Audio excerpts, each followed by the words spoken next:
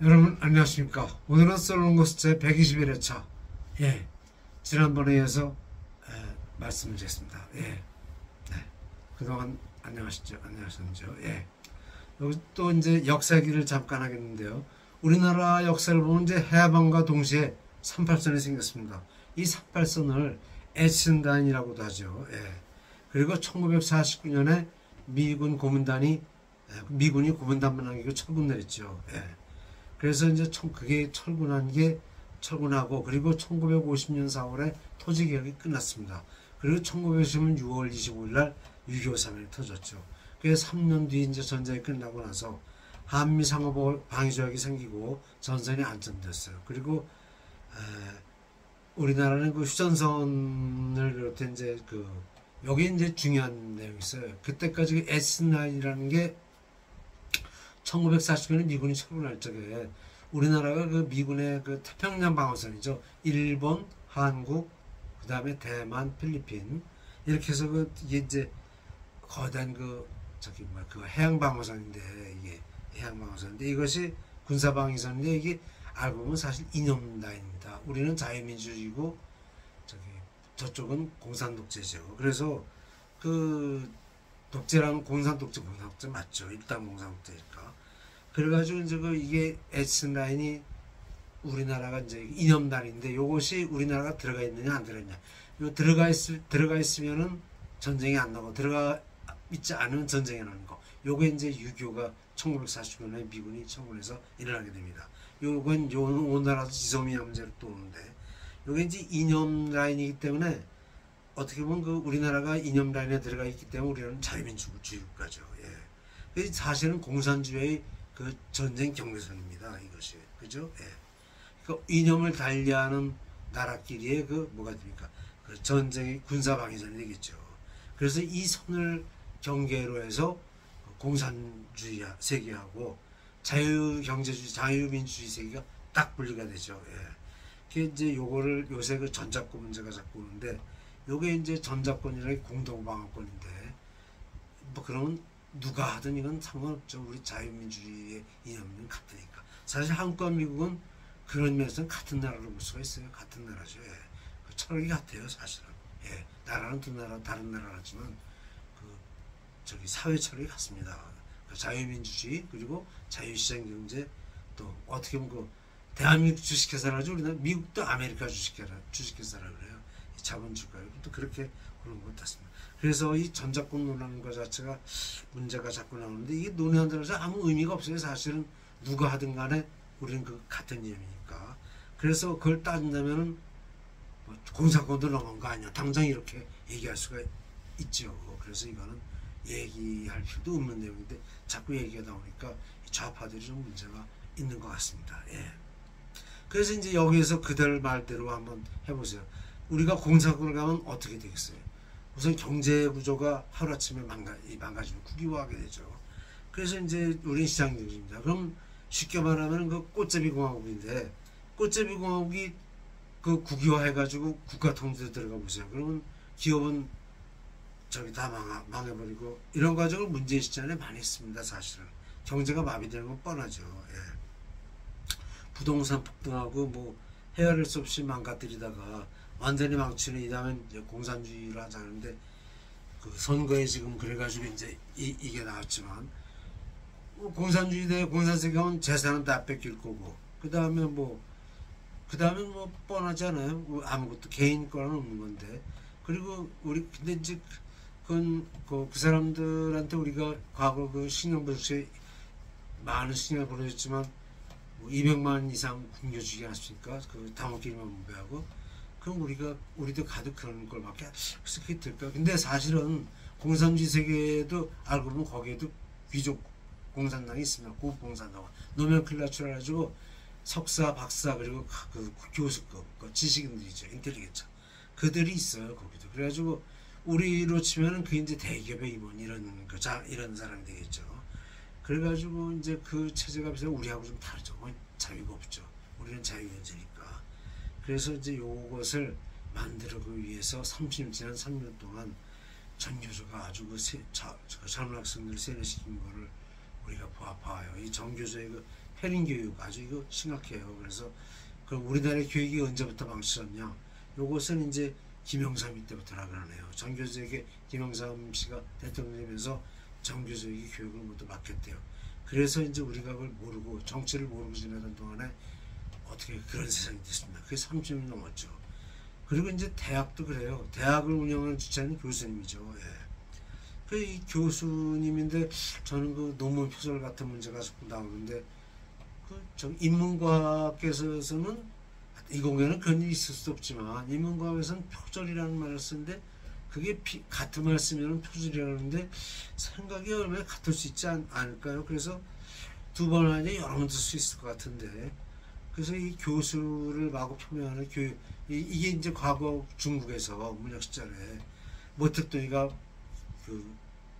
대학생 운동을 이제 정책으로 피니까 먹고 살만하니까 자유운동이 일어났어요. 그러니까 이 모택동이가 자기 말 안 듣는다고 모조리 척진했어요. 그게 문혁이에요.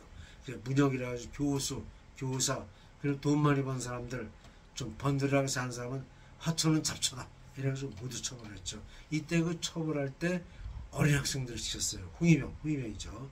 그래가지고 선생들 처벌하고 다 이게 저 고등학교 2학년 때라는 일입니다. 그래서 홍위병들은 모택동이가 시키는 대로 선생을 청하고 나라를 이용해 먹고 했는데 모택동은 그들 이용해서 다 처벌하고 또 그 다음에 그 홍위병들을 처형했어요. 모택동이가. 그래가지고 이 홍위병들이 그 홍콩으로 심천 주릉강 통해서 탈출했죠. 그때 그 후로 등소평이가 이제 계획을 시작했잖아요. 그 후로 말하기를 30년 후때 가지고 못 산 나라가 되었다고 나중에 등소평이가 이제 성공을 시켰죠. 벌써 등소평이 나온 지가 등소평이가 78년 나왔으니까 언제입니까? 벌써 50년 가까이 되죠. 예. 그 다음에 이제 이건 좀 재밌는 농담 같은 얘기인데요. 서울대학교 교문이 저 있을 적에 옛날에 철제로 다 멋있게 지었습니다. 이제 그 국립서울대학 기억시 디귿의 표시인데 요것이 이제 그 국립서울대학 국서대의 약자입니다. 근데 이게 요걸 이제 공산당이라도 불렀대 옛날에. 근데 이 국서대라는 이게 약자가 샤자에다 짝게 하는 거죠. 예. 이 샤라는 말이 페르시아어로 전 세계를 다스리는 왕이라는 뜻이에요. 그 이란 왕이 옛날에 샤르레자 팔레비였죠. 예, 샤르레자 팔레비. 그분이 이제 나중에 그 이란 혁명, khomeini 혁명으로 밀려나는데 우리나라 그 국립서울대학교 표시가 이제 샤자오 같아가지고 이게 페르시아어긴 하지만 굉장히 멋있는 얘기죠. 예. 지금 교문에 옆에 기념탑을 만드는데 생각이 납니다. 예. 그래서 저희 생각은 그 교수님들이 권력에 기대지 마시고 대학으로서 추세성 가지고 좀 그런 서울대 로고도 지켜가면서 그런 생각이 좀 들어요. 예. 공산권 가면 우리가 경제가 되는 거 여러분들 아시나요? 뻔히 알죠. 예. 이제 그 이명박 대통령 시절하고 박근혜 대통령 시절에는 물가가 그렇게 올리지 않았어요. 그러니까 제가 그 18그러니까 21년하고 그러니까 18년부터 21년 3년 사이에 그 가격 보니까 제 동네 얘기인데 3억짜리 32평짜리 아파트가 3억이었는데 제 동네에서 10억이 넘게 나가게 됐어요. 그러니까 이게 연평균 박근혜 대통령 시절에 연평균 한 12% 정도 올라갔다는데 이게 한 3년 동안에 400% 정도 뛰었어요. 그래서 이건 뭐 잘못되지 않았나 그런 생각이 듭니다. 그리고 기업을 자꾸 국유화 해가지고 쉽게 못 살게 보니까 세무조사로 망가지면 그 기업이 사람 뽑고 그래야 되는데 이렇게 되면은 우리나라 젊은이들이 취직이 어렵죠. 취직이 어려워져요. 그래서 이런 거는 좀 글쎄 이게 참 문제입니다. 취직이 잘 되면 기업이 잘 되면 취직이 잘 되는데 그런 문제도 있고요. 요거 이제 제가 재헌절 지났지만 그때 재헌국회가 사실 우리나라 헌법에서는 재헌국회가 제일 잘 됐다 그러죠. 예. 재헌국회가 제일 잘 됐답니다. 그래서 그 재헌국회대로 하지 못한다고 이제 데모 일으킨 게 야당인데 그 뒤에는 이제 누가 있습니까? 그렇죠. 적화시키려는 그런 게 있죠. 예. 이제 한글 또 문제가 있어요. 한글을 잘 쓰게 된 동기가 띄어쓰기를 해서라고 합니다. 띄어쓰기. 그러니까 옛날에 한글을 창제했을 적에 반포 한글 반포를 했어도 그 띄어쓰기를 안 하기 때문에 모르고 살았대요. 근데 그분 이름은 기억을 못해서 서양의 선교사가 와서 띄어쓰기를 해보라고 가르쳐 줬대요. 그러니까 띄어쓰기를 하니까 글자의 용도가 두드러지게 나타나죠. 요거 이제 주시경 선생님이 하신 건데 다. 그리고 조선에서는 한자 송상이 지나쳐가지고 어머니라고 해서 한글을 전시하고 여자나 천민들이 배우는 글자로 취급해서 발전의 길이 없었죠. 그리고 이제 띄어쓰기에서 그 문법이 완성되고 이제 주시경 선생님 모두 완성하시는 주시경 선생님께서. 근데 이 한글이 우리말도 한문으로 쓰면 한 90% 이상이 한자어가 되죠. 예. 국한문 형체를 썼었는 지금은 그것도 한글화 돼가지고 한 반 이상이 한글화 됐습니다. 그죠? 예. 그래서 이제 국한문 형체가 처음 나왔을 때 요 김희동 선문이 있습니다.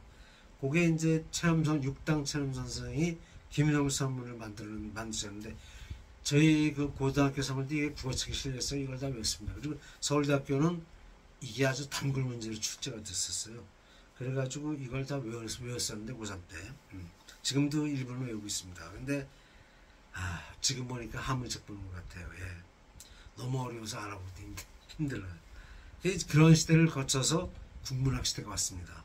국문학자들의 이제 대표가 이광수 선생이죠. 이광수 작가님이 글하는 글을 쓰고 국어를 그 국문학의 국문학자들이 국어학을 발전시켜가지고 우리가 참 오늘날 같은 그 한글 쓰는 게 이 국문학자들 덕분이죠. 김도훈, 김소월, 현진건 엄청나게 많아요. 예. 그래서 이제 그건 복과됩니다. 한글 전형도 그분들이 다 이뤘죠. 예. 그래서 이제 그걸 갖다 기본 한자를 만드는 게 1800자인데 일본은 한 2200자 정도 된다 그러네요. 요 1800자 뜨면 뭐 우리가 불편이 하나도 없어요. 한중일 다 통하죠. 예. 그래서 중학교 2학년이 뭐 3급만 하면은 이것이 1800자를 띄기 때문에 아주 참 편하게 살게 됩니다. 근데 이제 여기에 여담이 있지만 6.25 때 그 미군이 이제 들어오니까 우리나라 글자가 영어하고 똑같지 않습니까? 그래서 이제 초성중 종성을 하죠. 미군하고 생활하다 보니까 한글을 풀어쓰기를 해보자. 그리고 필기체를 만들자. 이런 말이 있어요. 이게 제가 중학교 2학년 때 국어 시간에 배운 내용인데 그래서 그 풀어쓰기하고 필기체에서 이렇게까지 이제 발전을 해보다가 실패했죠. 그래가지고 그냥 여의치 않아 그대로 쓴. 지금 컴퓨터가 발달해서 뭐 너무 편하게 쓰죠. 예. 한글은 그냥 아주 뭐 영어보다 오히려 두자가 26자가서 두자가 작죠. 원래는 28자인데 28 중에 넉 자는 우리말에 발음이 없어요. 그래서 지금 빼고 이제 26자 쓰는데 그 26자를 쓰니까 자문수가 세계에서 제일 작습니다. 그리고 한글 창제 그 28자를 만약에 다 쓴다면 못하는 발음이 있기 때문에 세계어를 다 쓸 수가 있대요. 세계어로. 근데 이제 우리말은 그거 없으니까 26자만 쓰는데 26자 가지고 이제 우리는 자유자재로 쓰죠. 예. 그 다음에 이제 그다음 요새 그 군사불체라는 말 나오죠. 이제 군사불체가 저는 이제 과외생으로 하다 보니까 애들을 가르치다 보니까 아이들이 말을 안 들으면 너희 어머니가 너희 부모가 나를 돈을 줘서 대접을 시키는데 너희 어머니가 하실 고생을 내가 좀 대리를 해주기 때문에 돈을 받는다. 너희 집에서 월급을 받는다. 그러니까 너희들 가르치는 게 내가 하는 일이 뭐냐. 너희들 머리 좋게 만들어주지 않느냐. 그러면 스승이나 어머니는 이제 갔다. 이게 이제 군사불체가. 그리고 이제 군주는 또 백성을 잘 살게 만들어주니까 군주도 갔다. 그래서 이제 어버이와 스승과 누굽니까? 군주는 위격이 동일하다. 그게 군사불체죠. 예. 그래서 이제 참 이게 좋은 말씀인데 우리나라 정치 현상을 볼 때 이제 참 그런 얘기죠. 예. 지금 우리나라가 참 잘된 나라인데 하여튼 요새 도덕적으로 너무 망가지고 그래가지고 참 보기가 껄끄럽습니다. 그래서 지나간 대통령들의 역사를 쭉 살펴보면 이승만 박사는 나라를 민주주의 국가로 그리고 토지개혁을 잘해가지고 아주 건전한 국가를 세워주셨죠. 근데 그때는 워낙 전쟁 직후였고 워낙 가난해가지고 참 형편없었는데 5.16 혁명 뒤에 박 대통령이 그 공업화, 이번이 그 일본 육사 출신이 돼가지고 그 일본의 그 상황을 잘 알기 때문에 그 사관학교 출신이니까 그 공업화 과정을 완전히 아십니다. 이분이 그 완전히 그 저기 대통하신 분이죠. 그분이. 그래서 우리나라를 그 공업화를 하는 거를 이제 미국의 힘을 빌어서 케네디 대통령 시절에 그 같이 해가지고 그 5.16 혁명 뒤에 그걸 했죠. 강제적으로. 예, 그래가지고 보니까 그 성공한 거예요. 70년 들어서는 이제 북한을 앞서게 되고 전력이 부족하니까 원자력 발전하고 또 식량 생산에 힘써서 유전자 공학을 통해서 식량 작업 저쪽에 쌀 작업에 성공하고 그 다음에 이제 그렇게 한 다음에 또 전두환 대통령 시절에는 한강의 기적을 올 때까지 잘 만들었고 그래서 이제 그 비교해 보면 쭉 보면은 김대중 씨의 그 얘기와 이제 비교가 되죠. 그거는 1911년도에 유세 때 말씀하신 거 종속이론. 그러니까 한국은 자본이 부족하고 기술도 없기 때문에 그 선진국가 식민지가 된다. 예. 이제 이게 종속이론인데 사실 우리는 그걸 극복하고 선진국가로 발전했습니다. 그래서 이런 거는 군부 지도자들의 그 역할이 커요. 그분들 보고 독재자라고 참 욕을 많이 하지만 그분들 안에서만 이렇게 못 컸을 거예요. 그래서 그런 거. 또 베이비부머 시대라는 게 있습니다. 1955년부터 출산율이 그러니까 결혼율도 95%, 출산율도 95%. 인구 증가가 엄청나게 이루어져가지고 세계 제일 인구 밀도가 간 나라가 됐을 때 지금은 애나키시라고 그래가지고 이제 전부 저거 됐는데 좀 요새 결혼도 좀 많이 하고 좀 그랬으면 좋겠습니다. 그래서 여기서 이제 문민정부가 들었으니 1990년대에 문민정부가 들어섰죠. 노태우 대통령으로 군부 출신 대통령 시대는 끝나고 김영삼 정부부터가 왔는데 이제 그때부터 우리가 다시 한번 생각해 보면은 김영삼 씨가 정치하면서부터 첫째 IMF도 기아부도가 났어요. 기아부도. 예. 기아부도 난 걸 우리가 볼 수 있습니다. 그리고 또 대우 부평공장의 부도가 났습니다. 그부터 계속 공장들 부도나는 거 우리가 많이 보고 그리고 그 결과로 IMF가 왔습니다. 그래가지고 그 IMF 쪽에 파혼이 막 무지하게 됐어요. 왜냐하면 그때 막 경기가 좋아가지고 잘 될 줄 알고 결혼 붐이 일어났었어요. 그래가지고 그냥 전부 결혼 약혼하고 그랬다가 다 포함돼. 그리고 대우평장은 망해가지고 전부 연했죠. 그 직원들이. 그래서 가정 파탄이라는 걸 우리가 수도 없이 봤습니다. 그리고 IMF가 터지고 김대중 씨가 정권이 넘어갔죠. 그리고 이제 햇볕 정책이 오고 북에 대한 정책이 이제 많이 진척됐는데 결국 이제 그 다음부터는 결혼위원이 그냥 보편화됐어요. 그래가지고 협의위원하면 10분이면 재판소에서 탁 판단이 납니다. 땅 따고 바로 이혼이 돼요. 이렇게 이제 되는데 사실 결혼이란 거는 참 우리가 좀 잘 생각해 봐야죠. 본능인데 성경에는 본능인데 자연의 생에너지의 근본이죠. 성본능을 실현한다면 죽은 사람에 다름없겠죠. 예. 여기에 제동이 걸린다는 건 사회가 좀 안 좋다. 망가진 거다. 이렇게 교회에서 그 운동이 많이 일어나죠. 동성애 반대하는 운동이라든가 또는 퀴 이러고 그래서 남녀가 사랑해서 자연히 가정이 이루어지고 잘 돼야 할 텐데 그런 게 안 되는 게 좀 안 됐어요. 사회가. 예. 그래서 그 다음에 이제 조금만 더 말씀드리겠습니다. 계급이 우리나라 사회에 계급이 없죠. 지금 계급 없는 사람. 계급이 없는 나라. 근데 우리가 계급이 없는 나라가 과연 있느냐? 계급이 없는 나라가 지구상에 있었어요? 있었습니다. 미국이에요, 미국. 왜냐하면 유럽만 해도 4계급의 하이라키 구조라는 4계급이 있었죠. 근데 미국은 필그림 파더스가 세운 나라죠. 예, 그래가지고 왕당 정치, 정국왕실하고 이제 반대가지고 민병대가 세운 나라죠. 예, 민병대가 세운 나라예요. 그래서 그 나라는 전부 계급도 없고 그냥 그렇게 됐어요. 성립이. 근데 이제 산업혁명이 일어나면서 그동안에 있던 신문자 계급이 아니고 가진 자와 못 가진 자, 그러니까 노동자 계층과 자본가 계층이 생겨가지고 무상계급과 유상계급 이래가지고 이제 계급층이 생기고 프롤레타리아 독재를 해야 된다. 그것이 이제 마르크스의 공란 성명인데 여기서 이제 이 계급이죠. 근데 미국은 그 계급이 성숙이 안 되고 그냥 자본주의가 그대로 발달해가지고 또 미국도 똑같이 발달했죠. 산업이 똑같은데 이제 미국은 공업 발달에서 이제 아주 이제 우리가 그런 걸 미국의 그 점을 우리가 배운 거죠. 아테네민 정치에다가 그걸 배웠습니다. 케인즈 이론에 의해서 뭡니까 수성자본주의 되는 걸 배웠는데 이제 그런 거를 보면은 이제 미국은 대통령을 택했고 왕은 안 했습니다. 근데 요새는 이제 빈부차가 생겨가지고 좌익이 많이 생긴다 이제 그러는데 요새 빈부차가 생겨도 세금으로 세제로 중화시키기 때문에 공산주의가 거의 다 그러니까 이 세계적으로 공산주의가 퇴조예요. 전부 소멸돼가고 우리나라 그러니까 상봉오번 클럽에 들어간 나라서 지금 이렇게 사회주의 정권이 들어서려고 하는 나라 우리나라밖에 없어요.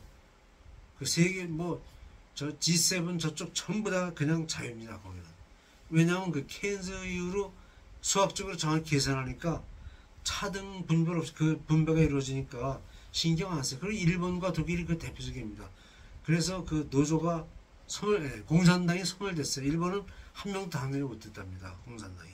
그 나라들은 다 언론자이기 때문에 자유예요, 자유. 근데 이제 그 공산당이 지지도 못 받고 소멸돼 가고 있는데 우리나라는 거꾸로 돼 갔어. 그럼 우리나라 그럼 사회가 나쁘냐? 아니, 독일이나 일본 좋습니다.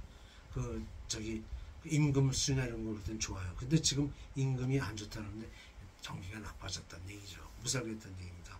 그래서 여기에 이제 문제가 있어요. 왜 노동권이 독일이나 보다 좋은데도 불구하고 우리는 노조가 이렇게 파업이 흥행하느냐?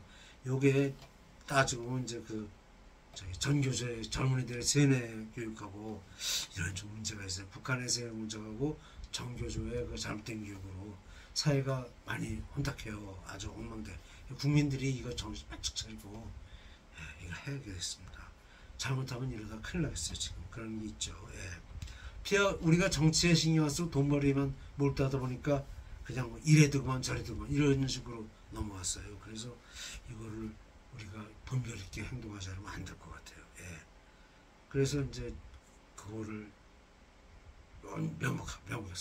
명백하게 알고 행동을 잘해야 되지 않나 그런 생각. 그래 대한민국을 부정하는 일이 일어나요. 그러니까 젊은 세대는 유교가 뭔지도 모르게 교육받고 그래서 이게 좀 뭔가 그때 우리나라가 그 사회주의가 들어오게 된 이유는 일제시대 때 전에 그러니까 일제시대 전 아간파천 시절에 연해주 통해서 들어왔다 그러대요. 그래가지고 이제 일제강점기 때부터 근데 일제강점기 시대에 경성제국대학이 있었죠. 일본이 서울에다 세워놨습니다. 거기에 그 학교는 2개 학부밖에 없었어요. 법문학부하고 의과대학이 있었습니다. 공대가 없었어요. 그래가지고 이 법문학부 출신들이 거기 사회주의자들이 많았죠. 오늘날 그 서울대 사회학과가 한국 사회주의 원천이라고 말하죠. 그래서 거기도 지금 문제가 이제 저희 다닐 때도 그랬어요. 저희는 모르고 지났지만 모르고 지나는 게 알고도 그냥 눈 감고 지나갔죠. 근데 이제 오늘날 우리가 사회자들이 좀 왜냐면 세계적으로 다 퇴직 안 하는데 여기만 하니까 좀 이상해요. 그래서 이걸 우리가 투철하게 알고 지내요. 근데 사회주의자들은 해방 직후에 이거를 폐단을 알고 다 막으신 분이 그분이 이승만 박사입니다. 그게 이제 대한민국 공부할 때 사회주의를 포기하고 이쪽을 바꾸는데 사실 사회주의 국가들이 참 비극이 많았어요. 왜냐하면 1930년대 우크라이나 홀로도모로 스탈린이 저지른 거죠. 농촌인 못 살게 만들고 그 대기근이어가지고 우리나라는 그런 건 없었습니다. 그 대신 이승만 박사가 민주주의국가로 세웠고 토지개혁 잘해서 또 박 대통령이 군신들이 경제발전을 우습게 공부 많이 했고 다 미국 유학 가서 공부하고 그래서 그 업적을 잊으면 안 되겠습니다. 그래서 우리가 지난 50년 동안 죽도록 노력해서 지금 일본을 앞지르고 있다 그러는데 이렇게 되겠죠. 그럼 저 우리나라의 경우를 한번 봐요. 우리나라에 계급이 있나요? 그럼 우리나라는 계급이 엄청납니다. 우리나라 계급을 한번 보세요. 그 산업공상 계급 양반 신문차라 그러죠. 예.